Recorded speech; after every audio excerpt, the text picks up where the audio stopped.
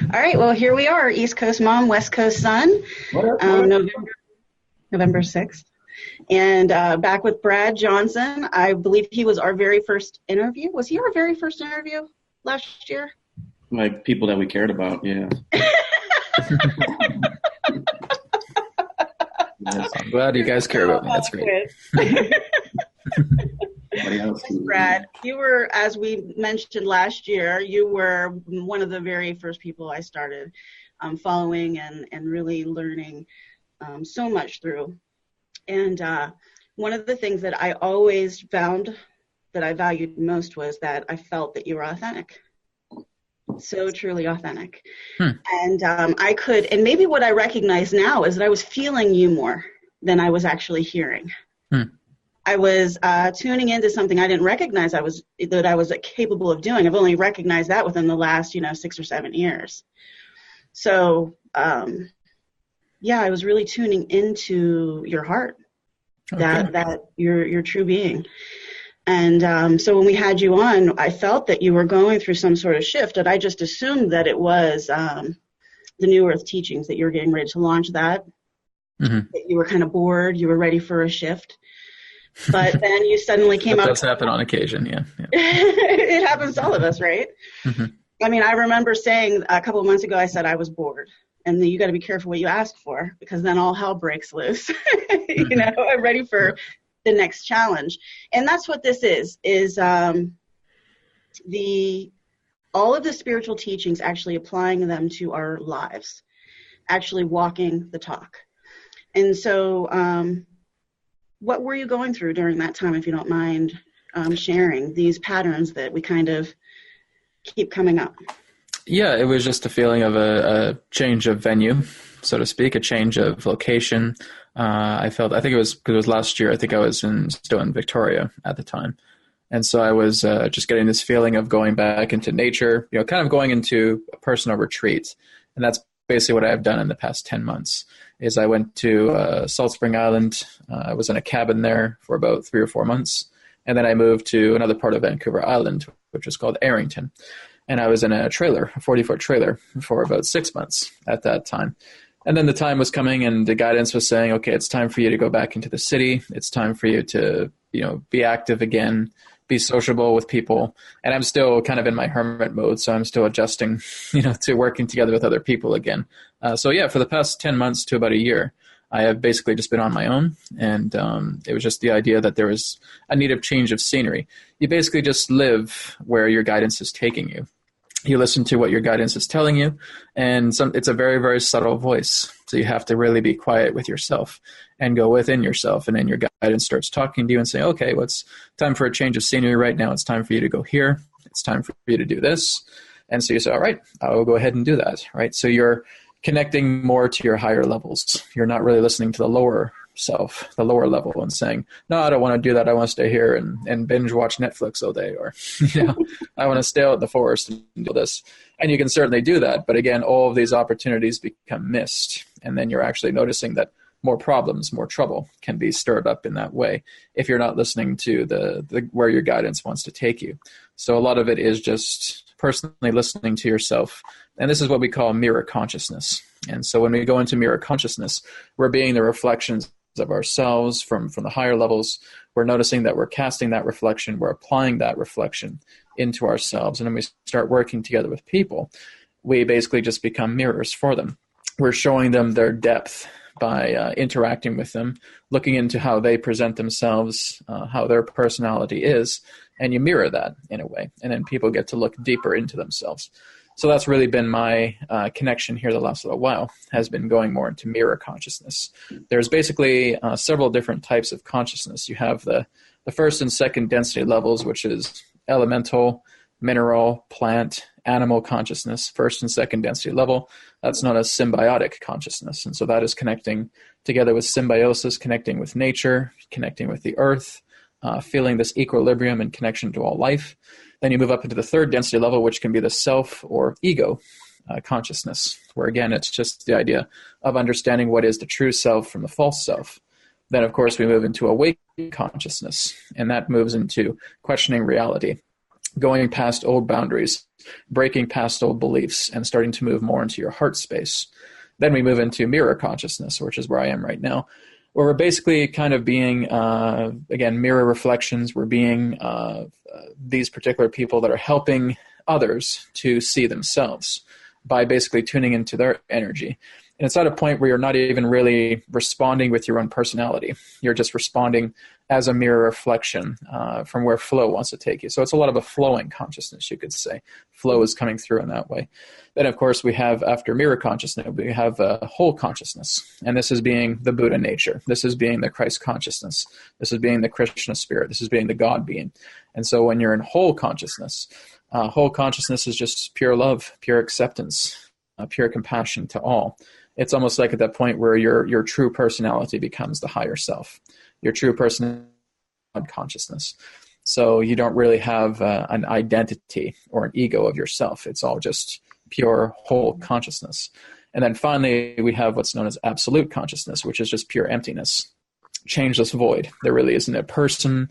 There isn't even really a being. It's almost at a state of non-beingness. And we can't even really describe that, right? The words themselves just won't do justice. It's kind of like as if you were to go up to a wise teacher and you basically asked him, well, what is truth? And he just stares at you and looks at you for about 30 minutes without saying a word, just with a smile on his face. And that would be pretty close to an appropriate answer pertaining to being in truth or absolute consciousness.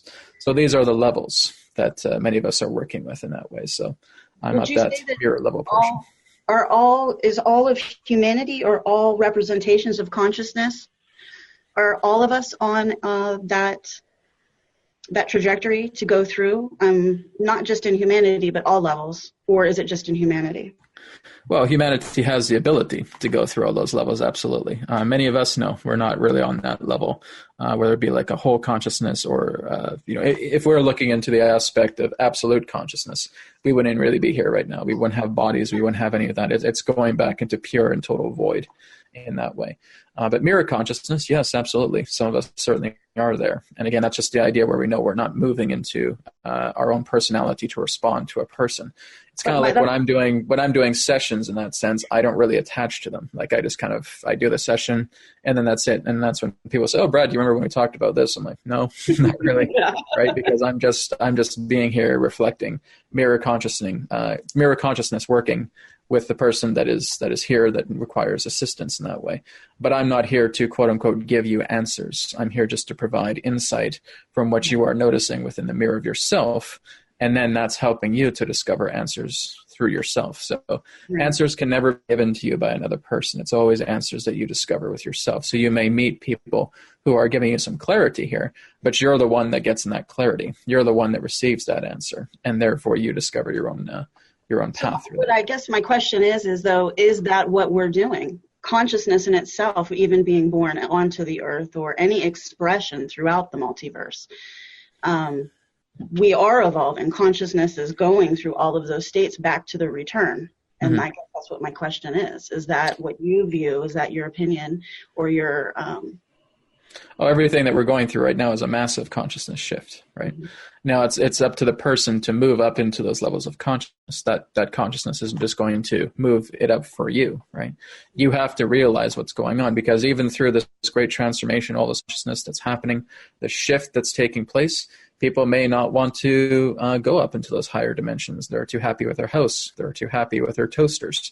They're too happy with everything that makes them feel fulfilled in the aspect of materialism. And so they will stay there, right? So this is all based upon one's own decision to move up into these higher consciousness levels. So whether it's moving past ego consciousness into awakened state, into mirror state, into whole state, and then who knows, totality state as well too, or absolute state, then that certainly is a person's own doing. So that's all the work that we have to do. The more that they're working on ourselves, the more that we're peeling off layers. So we're peeling off all of these unnecessary layers about ourselves. Adronis has said it many times, is that in order for you to understand who you are, you must firstly understand who you're not. And so you're looking into who you're not, and you're stripping away those layers.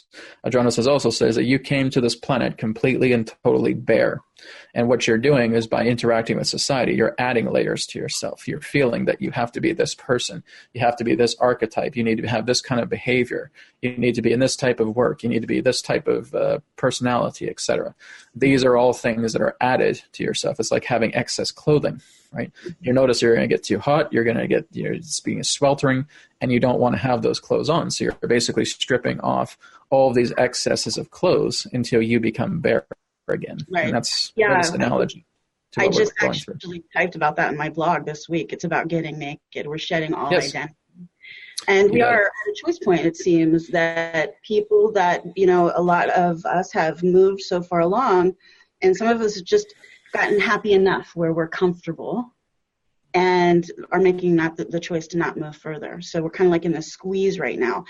And so that brings me to one of the questions that we had was about the event, okay, that we are experiencing now, these energetic geomagnetic storms.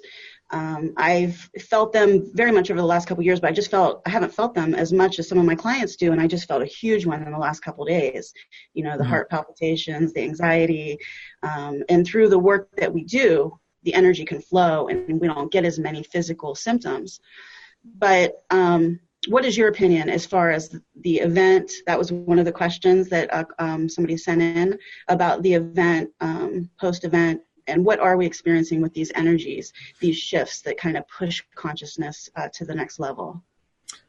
Looking into events, not an event, right? So everything is a sequence of events that's happening together. So a lot of it is being able to see if humanity can cooperate with each other, if they can get along with each other, if they can unify. And the greatest way that humanity unifies is when they're facing tragedy together. Right? That's basically how it is. You're not going to just have a kumbaya moment to come together and holding hands and singing about rainbows when you know that all there is just happiness and light, right? What brings people together is mutual tragedy, is mutual tragic situations. So that's basically what the Earth is attempting to demonstrate and saying, all right, we know that in order to get humanity together, you guys need to be hand in hand in the face of adversity. You need to be hand in hand in the face of tragedy in that way. And so this is what happens, is that the universe is dishing out all of these really intense events that we're programming and saying, oh my goodness, this is horrible. We need to get together. We need to work together. We need to work to harmonize a lot of these things. And those are the events, right? So there certainly is, yes, a big culmination event that would represent a solar flash in that way. But there's no date on that, right? Some people think that the event is happening next month, or it's happening next year, or happen in 2 years, or anything like that. We don't know, right? It's all about, there needs to be certain things that are played out here first on Earth for people to learn how to get along with each other, how to work together, live in a world that, again, you are able to be sovereign of. You're your own republic in that way. Jonas has talked about this many times. He says you will never find salvation through your governmental political systems, ever. Doesn't matter who you vote for. Doesn't matter who you go out with in that particular way. If you don't see that inner sovereign within yourself and you don't start putting that forward through yourself, then you're basically just going to be at the whims of these political systems where really they don't care about you. They never have cared about you. It's a business. Right. When you're going out and you're voting through the game of a corporation. When you're actually coming together and you're working on yourself and you have this great sovereignty that's flowing through you and you're feeling you're alive and well, you're your own government, right? You're governing yourself. You're becoming your own inner republic. He said it's the idea that public is the aspect of an answer, because that is you becoming sovereign. That is you taking responsibility. That is you holding everything into your own hands and making things happen. You can't get that from anything outside of yourself. It can never be done. Right, right. And so that's what the work is. This is going back to walking the talk. What would you say the biggest thing that you recognized with yourself was as far as the work that you had to do? I do regressions, past life regressions. And regressions, I can't talk. You know what I'm trying to say. Trying to get into therapy and getting us into the theta state. Because I have some questions about the theta state. So when I do the past life regressions, we find patterns. I see things that happen, and we see them happen from lifetime to lifetime to lifetime. For example, I wouldn't heal. I would have traumas, and I wouldn't heal from my traumas. And in this lifetime, I healed from my traumas. And so, I was able to move beyond that. So what would you say, as far as the work, what would you say your biggest pattern was, or what did you recognize in yourself that was the biggest thing that you had to do the most? Yeah, a lot of it is just learning how to get out of your own way because you sabotage yourselves. And that's the whole idea, is that we have this control thing. And I certainly have had that as well, too, is that we try to control and saying that, is there anything I can do to get out of this rut? I need to get out of this rut right now. And I'm in a relationship that's not feeling good, or my job sucks and I don't want to do it anymore, and all that. And what we do is we procrastinate. So we feed the storm that we're trying to run away from, right? So no matter what it is that you're going through, if you're going through relationships, if you're going through personal development, you're going through financial problems, you're going through career, whatever it may be, if you keep feeding that storm, it's going to get bigger. It's going to cover the entire sky. You're going to get hurricanes. You're going to get tornadoes, right? You're creating this constant loop of stress storms. Right, that's basically what I would call them. Basically, having these stress storms on the horizon is, oh my God, I don't want to do this. I don't want to experience this. I don't want to do this. I don't. And all the universe is hearing, you do, because you're giving it so much power. You're giving it so much energy. So what I had to learn is, because I've had some relationships that have been pretty harsh in the past, is I had to learn how to work together and forgiving a lot of those energies, and being able to work and understanding that what is it, not with the relationship, but what is it that the emotion that was brought out of me is attempting to tell me, so that I can harmonize with this, so I can make peace with it. And that's what I had to do. I had to basically take out a notebook, and I just started writing from the beginning. My first partner, my second partner, my third partner, etc. And I start looking into what happened that caused us to break apart. What happened to these emotional states? How did they affect me? Because it was never about the other person, right? So this is what I've realized, is that when I've looked in past relationships or even past jobs or whatever it may be, it's not about the person or the event. It's about the emotion that's come up based upon how I am seeing that event. So that is perception-based reality. So we basically have two aspects here. We have subjectivity, we have objectivity, we have reality, and we have right? So when we're actually looking into actuality, we're looking at everything completely in a neutral basis, which means there is absolutely no forms of subjective personality applied to the situation. So what you want to do is you want to have a bird's eye view with yourself. And what that is loving yourself at the point to where you stay quiet, right? So you don't get involved. Oh my God, this is what this person did. Shh, right? And you're calming yourself down. And you're loving yourself. So it's okay. Just look at this as a bird's eye view. Be the bird. Be the bird that's just soaring above this. It's not attached to the situation. It's looking at actuality. And this is what we're doing, is learning how to calm ourselves by putting love towards ourselves, compassion towards ourselves, so that we can look at this situation and saying, this is what's happened, and it's the emotional state that came through me. It's the trauma itself that's there. It's the lack.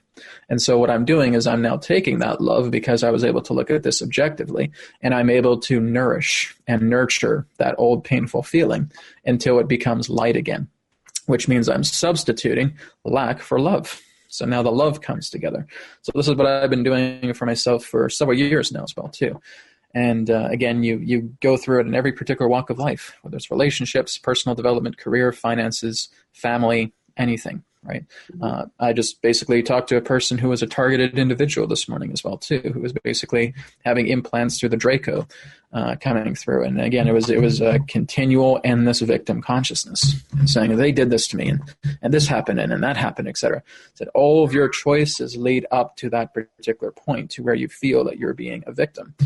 And so the whole idea is that, yes, you can certainly say that you've been victimized, that you've been harassed by these particular people, and certainly that happens because you make it happen, right? But you also have the power to work past it. You also have the ability to transcend it.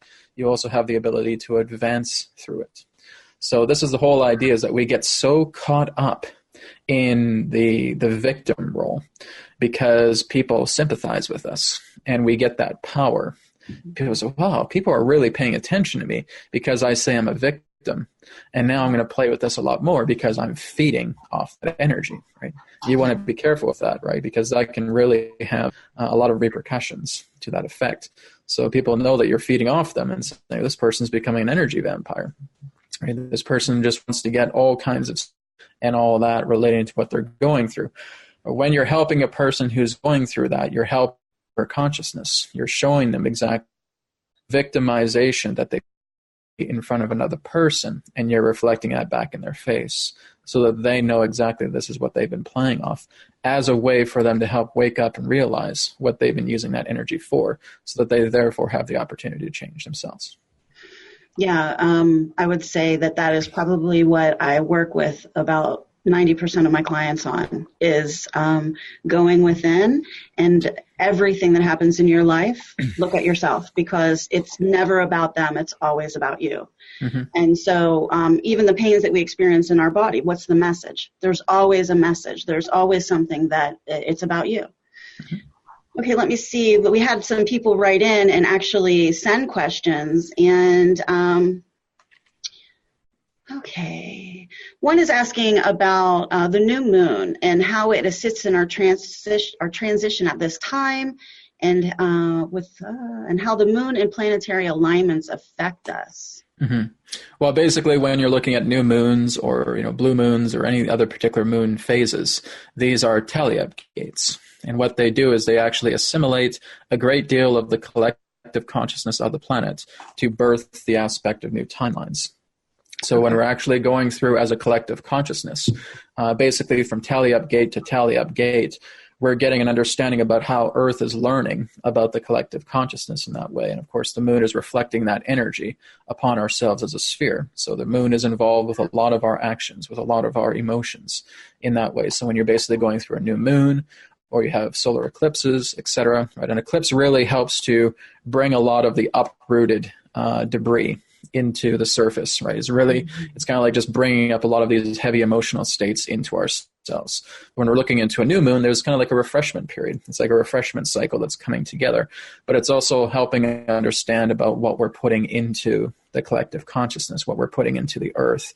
And so the moon corresponds together in that particular way. So whether it's a new moon, whether it's planetary alignments, again, these are all gateways. These are all energetic disbursements sometimes on a very high level, and they're concentrated. And so when there's concentration of that much energy, things get really intense, right? We go deeper. So anytime that there is a alignment or lunar phase that basically is in a very large amount of energy, we're going deeper into ourselves. We're swimming into the deepest levels of the ocean, and we're bringing a lot of debris that needs to be purged, that needs to be brought up and made into our attention. So this is basically what's happening. New moons, again, are a little bit less harsh, but I mean, they still do a lot of intense jobs relating to working with ourselves. But it's kind of like a refreshment period. It's kind of like there's a grounding energy, refreshing energy that's there, but it's still going to pull a lot of stuff out of you. So it's kind of more of a wider birth of energy that comes together. Okay. Yeah, and we can reflect on the Great Eclipse Corridor of 2018, where everybody got a real ego taste. Oh, yes. Anytime that those eclipses roll around, it's like pulling out the roots from a garden, right? And you're just really showing that and saying, this is what's been really under our feet for a very, very long time. So, basically, if we're looking at chaos, all we're doing is we're looking at change, right? So chaos really just represents change. It's the idea that we go through change because what chaos is showing us is confusion. Chaos is change. Change is all part of being able to surpass confusion. So chaos, and when we look into the aspect of confusion, this is all what represents free will, right? Free will is the aspect of chaos, because what you're trying to do is trying to make choices through chaos. You're trying to make choices through confusion. So confusion, chaos really are one and the same. And so as you make changes, it's the idea of making decisions, of being able to say, do I want to be this person, or am I now starting to see who I truly am right now? So again, it's looking back into that idea. If I want to know who I am, I have to firstly know who I'm not. So let me ask you, so you mentioned the bird's eye view. I'm sorry, my cat just keeps harassing me tonight. Everything is just on the show too. Around me. So you were talking about the bird's eye view, and that would be similar to being the observer, becoming the observer. Correct? The witness, yeah. Mm-hmm. And so let me ask you, as we do that, as we get to that state where we are really creating the reality, we recognize how malleable it is based on the inside, what we're doing, our choices in life and our energy. as we do that, one of the questions was about dimension and density. What is the difference? And so you're talking about chaos being and destruction being one of the things that really brings us out. But as we become the observer and we move more into that type of density, tell me how do we experience that with shifting into dimensions and density, and what's the difference there? Well, firstly, chaos isn't really just destruction. Chaos is just confusion. That's all it is. When we're in chaos, we're not, taking a sledgehammer to our house and destroying the walls around it in that way. Mm-hmm. Although we feel energetically that may be happening. But all chaos in that sense is a very, very thick veil of confusion, right? So that's all it is. Now, the second part of your question was about where we're headed. So as we become the observer, I guess I'm asking, if you do the work and you become the observer and you're shifting your density. So the question is about density. About the densities and dimensions. That's right. Yeah. Yeah. Well, I use the density platform. Adronis uses the density platform as well. Okay. Too. Some people will say we're in third dimension and then we're going up to fifth dimension. And then we always notice that they omit the fourth, right? Right. So some people will use that particular lingo. And even when I ask these people, I say, okay, what's the fourth dimension? They don't even know. Right? So the whole idea is that they use that aspect of third dimension, fifth dimension. And my only feeling of that is that maybe they're confusing it with density in that way. But basically, if we're looking into density and dimension, how Adronis has described it is that density represents the mass, the weight of reality itself. So he uses the idea of an aquarium. So if we have a fish inside an aquarium full of water, then that aspect of the water itself, the density, when that fish is able to leap up air-based environment, that's shifting from one density to another. And that when we're looking at the aquarium, we're looking at the grid, we're looking at the frame set in regards to how that reality is constructed. That would be dimension, right? Okay. So basically, from Adronis' perspective, is that density represents mass, represents weight, it represents the vibrational ratio about how reality functions, and dimension would be the grids. It would represent the idea of the archetype of frame sets, right? So looking into the frame size, into the idea about this kind of incubator to how reality itself forms. So basically, we have all these different forms of pockets of dimensions that exist around us. And so these can be sub-dimensions, these can be full dimensions as well too, but they all just represent different archetypes as it relates to how reality is constructed that is holding together the aspect of density within it. Okay, and so would that be like the dualistic, like in duality? Do they change? The dimensions change by archetype? That's what I'm trying to understand a little bit more. Well, you access more dimensions as you start to open yourself up a lot more. So you're not just focusing on this physical reality dimension.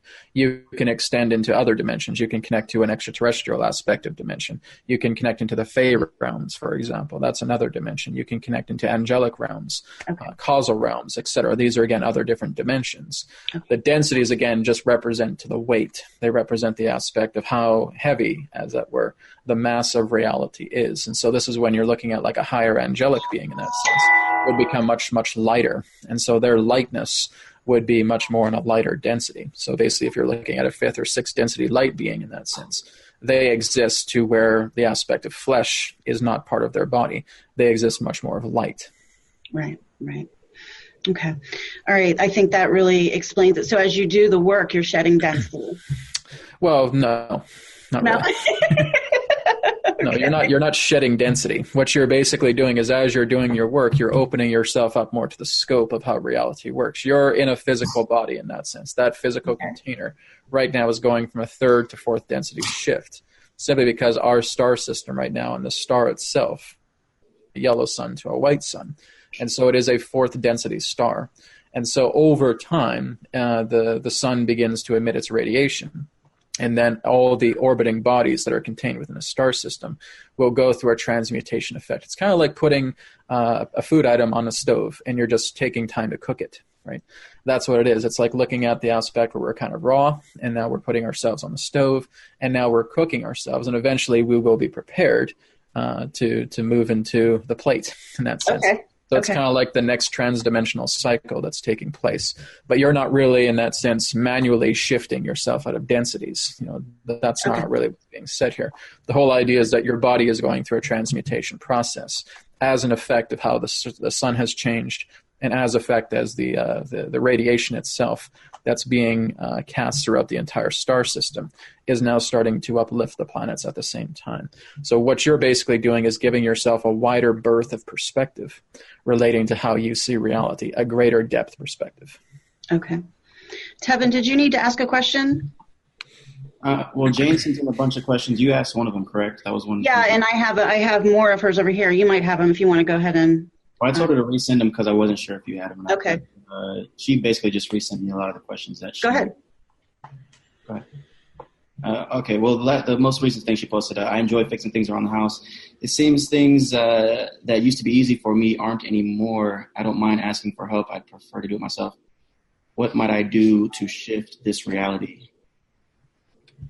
Well, if you're feeling that things aren't as easy as they were previously, it's because you're changing. You're shifting in that way. You're already shifting in reality. The ability to make a choice shifts you from one dimension to another. So you're looking into what you could call timelines. Timelines themselves are also dimensions. So again, you have to look at this kind of like a honeycomb, like a great cell in that way. And these cells are basically different aspects, different perspectives, different orientations of yourself. So when you're noticing that something isn't becoming easy anymore, it's because you've shifted to a dimension in that way that is telling you I have different tastes now. I have different perspectives. I have a different personality now than how I did all those years ago when I was looking at all these old things that I used to do, maybe old habits. Maybe I used to paint, and now I'm getting more into digital painting, right? Maybe I used to sing, and now I'm getting into playing instruments, whatever it may be. Those are, again, different dimensions. So you're noticing that you're going through changes. And what I would say is that if you notice things aren't easy anymore, you're still adopting to an aspect of the past that no longer serves you. So you want to get caught up into what new interests, what new ideas, what new paradigms are available to you right now, and taking advantage of that while allowing yourself to close off the past in peace. That's perfect. Yeah. One of the questions that she had was, when will we begin to affect the collective more than they affect us? Well, you're always affecting a collective. You create your own collective. That's the whole idea. The whole idea is that when you're shifting into different dimensions of perspectives, that collective shifts together with you. So basically, in that sense, it's not that anybody else has changed. It's that you've changed. So here's one of the wild things as well, too. When you change, you've never experienced anybody else change. You're experiencing yourself changing, and the result of your change correlates to everybody else within your reality that fit the bill of that new theme representing your change. Mm-hmm. So you've never experienced another person changing. You've only experienced yourself changing, and the themes will therefore correlate to the flow and flux that you go through based upon that change. Okay. So as we're shifting our vibration, the vibrational match of those around us is always there. It just becomes becomes part of our... Yeah, you have to understand that this is kind of like you as a dynamic being shifting into static representations of themes where it's just countless. It's an infinite amount of themes and different dimensional concepts.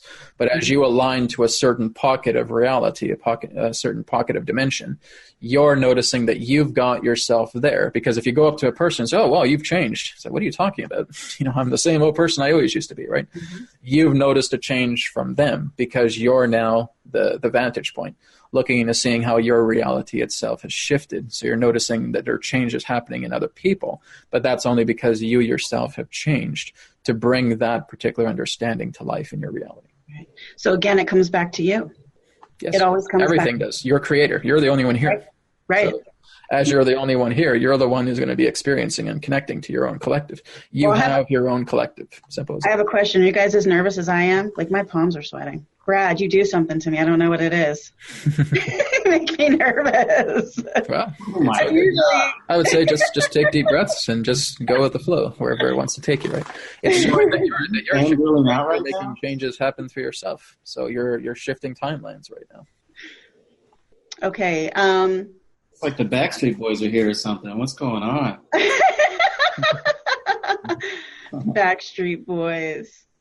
You call them the Back Dimension Boys now. That's going to be on a t-shirt very soon. Yeah. Okay, so somebody sent me a video and asking questions about a structure that somebody has photographs of looking through a lens. And when you were here last, you talked about smoke and mirrors, that, what we perceive in our reality is a lot of smoke and mirrors here in the earth. And they're showing a picture of what looks like a city, basically, on top of the dome. Yeah. And to me, it looks like the grid, like a grid of what's controlling the reality or something. But in the whole video, it's very fear-based. It's, there's many different showings of that type of thing. So there's some people that are very positive about it. Okay. It's mostly the reporters that you see, or the people that are, oh my God, what's this? Is a floating city? Is it some sort of tyrannical thing or anything like that? Right. So, again, you have to look at the bird's eye view. You have to look into actuality rather than buying into another person's subjective reality, right? Now, basically, this happens. Actually, I was going to be doing a video with Adronis very soon, as he was going to be talking about clustered Earth. Now, there's a lot of people that talk about two different things with Earth. Is it hollow? Is it flat? Right? Is it hollow? No. Is it flat? No. It is a honeycomb or clustered Earth. So what that basically means is it goes back to the analogy as what we would know as a honeycomb. If we're basically looking inside a beehive and we're looking at all of these different clustered points. Now, there are other parallel Earths that intersect with the plane of our own Earth. So it's kind of like looking at these two kind of semi-transparent orbs that are orbiting back and forth at certain times. And there's a certain time to where these gateways can open up. And as they open up, we may notice new phenomena that comes together. So we may see a floating city in the sky. We may actually intersect with another dimension where we have people, part of a country that we've never heard of, right? We may actually have people in that sense that dress. We've never seen anybody dressed like that. We may even see creatures, different dimensional creatures that do not exist on our Earth that will intersect our particular plane. So this is what's known as dimensional bleed-throughs. So these dimensional bleed-throughs can happen during specific intervals because we exist within a clustered Earth. And so there are other clustered Earths as well, too. And they all go around in this dance. And so there will be specific points, specific phases and times to when they actually intersect together with our reality. There's a lot of reports about people talking about others who have disappeared in national forests. 650,000 people a year vanish from the United States. And a lot of this can be, there's quite a few different explanations, but one of them certainly can be these time loops. There can be these dimensional veils that open up, and it's like nobody's responsible for this. You're just walking, all of a sudden you feel shifted, and maybe you come back 5 years later. And to you, it was just like an instant, and saying, what's going on? You may feel a little bit disoriented, but you just noticed that you've gone through some type of shift. So this has been happening since the beginning of time, since our Earth was created. So basically we have all of these different dimensional Earths, all of these different clusters, and they intersect at particular points. And so we will notice extra dimensional or, again, dimensional bleed-throughs that take place from time to time. Well, when they asked this question, I posted, well, how do you know it's a they? What if it's us? What if it's us? Everything really is just you, so yes. Right? It is just us. Okay. And now this is my question. All these years seeking. And then during the theta state, finding constructs upon constructs and just all this exploration, I kind of got depressed for a couple months. Mm-hmm. And I felt like all the seeking doesn't really ever take you anywhere. It's just chasing your tail. Exactly. It's a dog chasing their tail. It was like... That's why the whole idea is that this is what truth-seeking does. It's the idea that you become interested with something you try to chase around. Really, you already know the answer to it, right? It's just the idea of trying to chase something for the sake of the thrill in that way. But then that thrill will die down. And now you notice that as you look inside yourself, you're the entire universe, right? You are God. You are creator. So when you tap into that ability, that is something that is much more joyous, something that's much more blissful. Constantly looking outside for answers, you won't ever find any. You can't find answers outside. There is no outside. It's all everything that exists within yourself. Okay. That's a beautiful way to end, I think. Unless there's questions, of course. No. Yeah, I got to take off for work here in about 45 seconds. But okay. I ask this question every time because we got a lot of new faces actually watching. So for the people that are going through stuff, they are not hip to, all of this stuff that we're talking about. What would be the first step for somebody who's going through something tragedy, as we all have relationships, et cetera, et cetera, et cetera, what would be the first step into taking themselves into another space outside of themselves in the rat race and all that stuff that we go through? Well, the feeling is just to have calmness within yourself. Start to look into these things in regards to what's happening inside of yourself. So just start writing things down, right? Take a little notebook out and just start documenting, start journaling, right? This is where I say just start creating a journal and see exactly what you're going through right now, because as you start talking it out and you realize what's taking place, and then you focus your energy elsewhere, and then you come back to it later, you'll notice that you're actually feeling a lot lighter, because all you really had to do was talk it out.